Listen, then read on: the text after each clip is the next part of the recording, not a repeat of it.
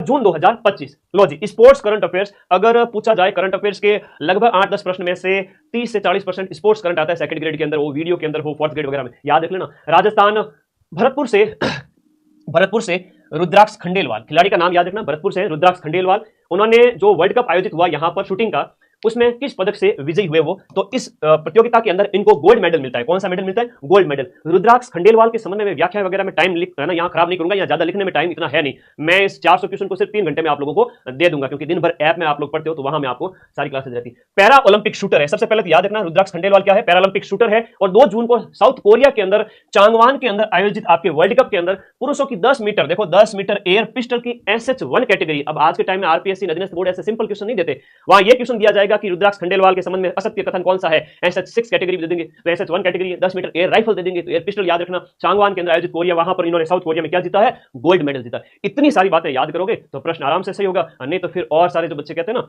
Mind में आपसे जो नहीं पढ़ते होंगे 2-4%, वो कहते हैं ना पेपर कठिन आया, तो वैसे शिकायत आपको नहीं करनी है।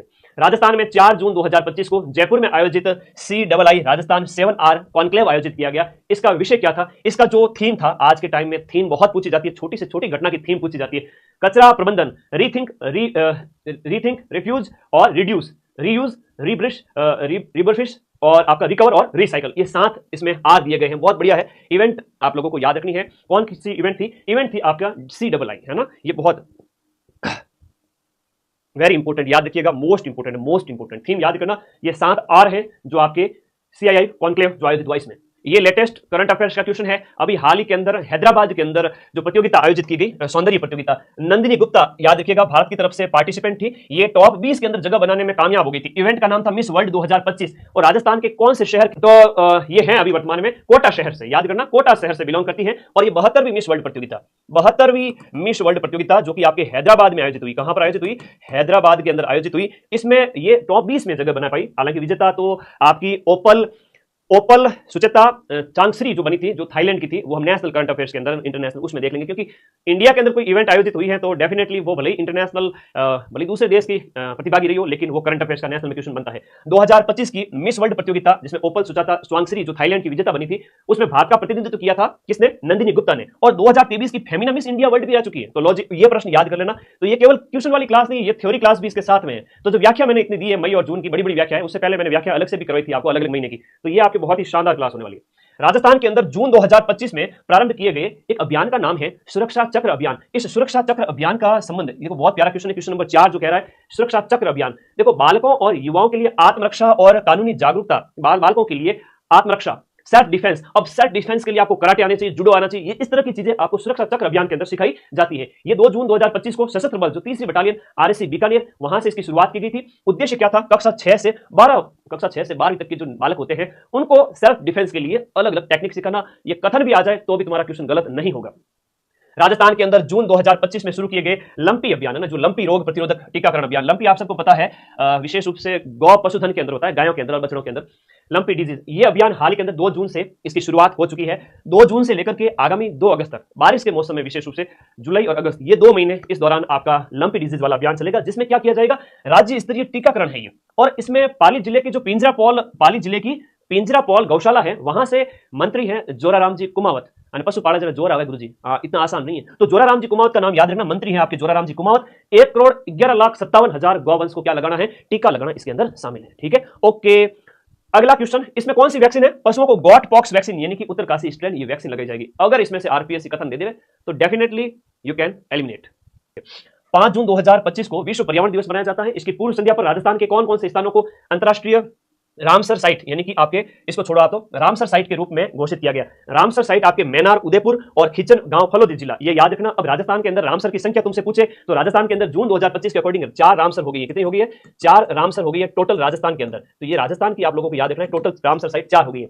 ठीक है, भारत में रामसर साइट की संख्या इन 4 के साथ ही 91 हो चुकी है। सर्वाधिक तमिलनाडु में, सबसे बड़ी है आपकी सुंदरबन है, सबसे छोटी रेणुका झील हिमाचल प्रदेश है। और राजस्थान के 4 रामसर साइट के अंदर याद रखना सांबर झील और केवलादेव।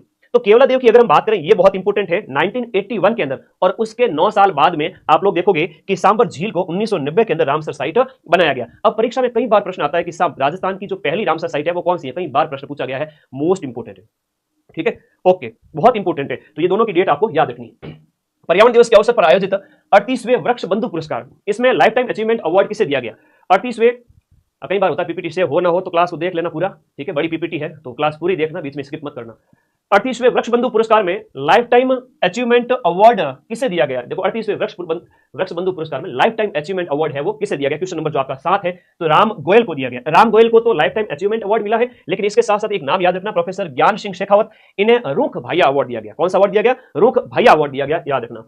राजस्थान सरकार द्वारा जल संरक्षण को जन आंदोलन का रूप देने के लिए जल स्वावलंबन पखवाड़ा वर्ष 2025 में किस अवधि तक मनाया गया? तो जल स्वावलंबन पखवाड़ा, इसकी डेट कई बार एग्जाम में पूछ ली जाती है। क्वेश्चन नंबर जो 8 है, तो 5 जून यानी कि विश्व पर्यावरण दिवस से लेकर के 15 जून, ये 15 दिन का पखवाड़ा हमारे यहां मनाया गया, जिसमें क्या किया गया? जो जल स्रोत है ना, उनकी पूजा, साफ सफाई और जल संचयन संरचनाओं का लोकार्पण किया। भाई ये टाके, तालाब वगैरह है, इनकी साफ सफाई हो, इनके ऊपर विशेष ध्यान दिया गया और उद्देश्य एक ही था, यहां पर जन सहभागिता, पब्लिक पार्टनरशिप के थ्रू ये जितने भी आपके जल संरक्षण के स्रोत हैं उनका है ना देख रेख किया जाए, उनकी ध्यान रखा जाए उनका। राजस्थान के उदयपुर के अंदर जून 2025 में शुरू किया गया घर घर विज्ञान, घर घर नवाचार, घर घर साइंस और घर घर इनोवेशन अभियान किस उद्देश्य को ध्यान में रखकर चलाया गया? क्वेश्चन नंबर आपका 9, किस उद्देश्य को ध्यान में रखकर चलाया गया? बच्चों के अंदर वैज्ञानिक सोच डेवलप हो और नवाचार को घर घर तक फैलाने, इस उद्देश्य से आपका उदयपुर के शिक्षा विभाग के द्वारा और इसके साथ साथ एक वैज्ञानिक है अपने इसरो के डॉक्टर सुरेंद्र सिंह पोखरणा, इनके सहयोग से ये शुरू किया गया। वेरी इंपॉर्टेंट है, ठीक है। आगे बात करें, राजस्थान सरकार ने जून 2025 में राजस्थान वाहिनी भारत गौरव ट्रेन कब से शुरू की, जो कि वरिष्ठ नागरिकों को एसी कोच के अंदर तीर्थ यात्रा करवाती है। ये राजस्थान सरकार के द्वारा राजस्थान वाहिनी भारत गौरव ट्रेन है, इसकी शुरुआत है वो 6 जून 2025 को होती है। अब कहां से शुरू हुई? तो पहला ही आंसर आपके यहां पर हो गया, दुर्गापुरा स्टेशन, यहां से इसकी शुरुआत होती है। योजना का लाभ गुरुजी मुझे भी मिलेगा क्या? ना बेटा, तुझे नहीं मिलेगा, तेरे को 60 साल का होना पड़ेगा तब तुझे ये सुविधा मिलेगी। योजना का लक्ष्य कितना है? 50,000 वरिष्ठ नागरिक, उनको तीर्थ यात्रा पर भेजना है ना, और ये एक प्रकार की निःशुल्क योजना है। लोक कल्याणकारी राज्य के अंदर एक निःशुल्क योजना है, जनता के कल्याण के लिए सरकार ऐसी स्कीम्स चलाती रहती है।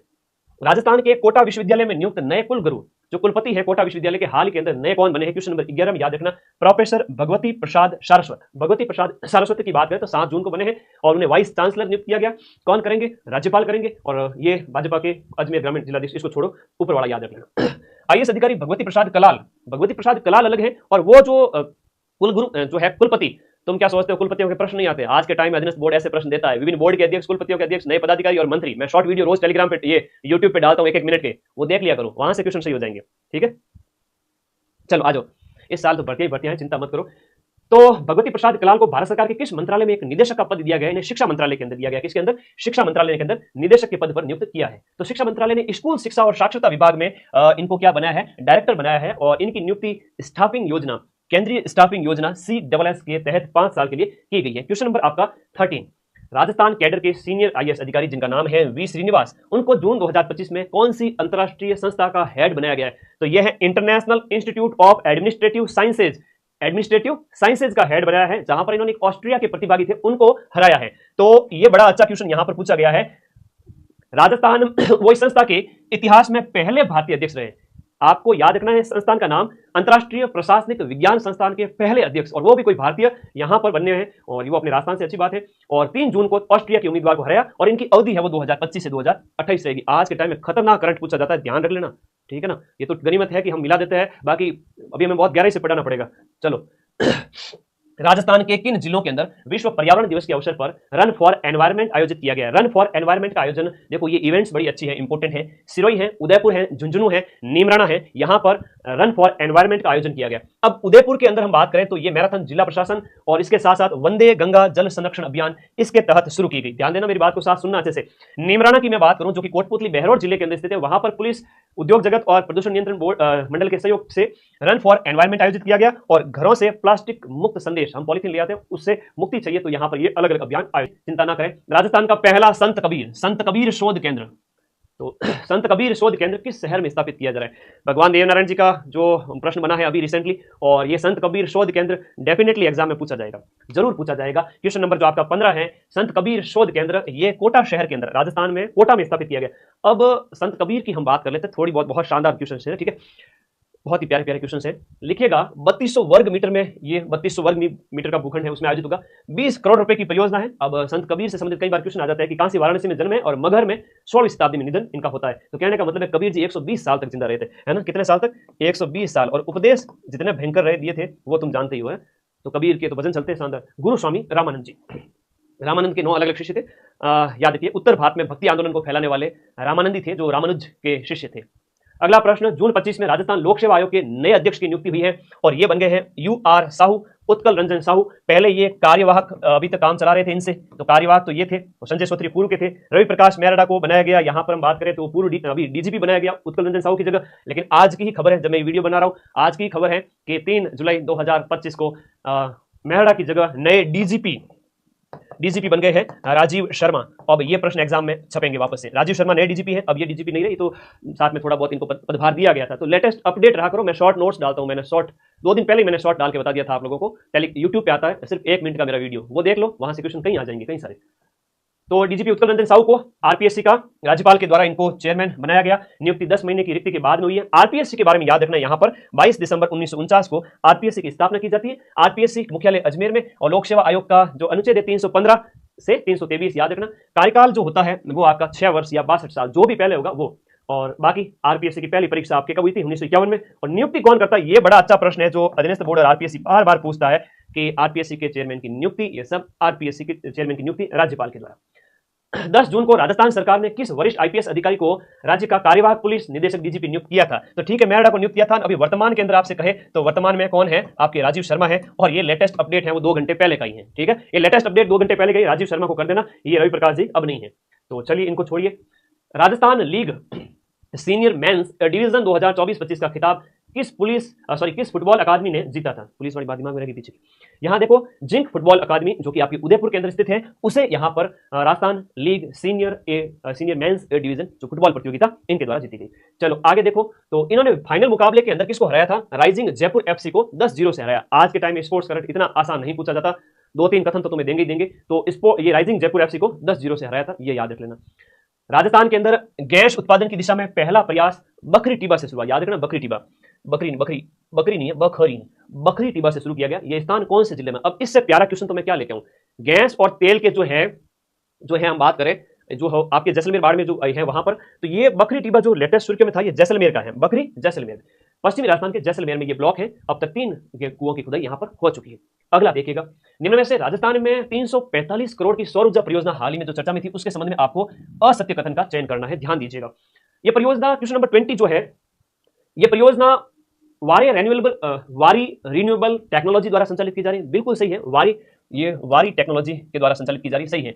परियोजना में 300 मेगावाट और 300 मेगावाट 435 मेगावाट डीसी क्षमता का ग्राउंड माउंटेड और सौर फोटोवोल्टिक संयंत्र स्थापित इसमें किया जाएगा। तो ये क्षमता भी आप लोगों को साथ साथ में याद रख लेनी है। और फिर परियोजना 2025-26 में पूरी होने की संभावना है, और टाटावाड़ा इसमें नहीं होगा, तो ऑप्शन जरूर दिए जाएंगे इसमें। तो टाटावाड़ा नहीं है, 2025-26 में ये परियोजना पूरी होगी, वारी रिन्यूएबल टेक्नोलॉजी द्वारा संचालित आपका नया 345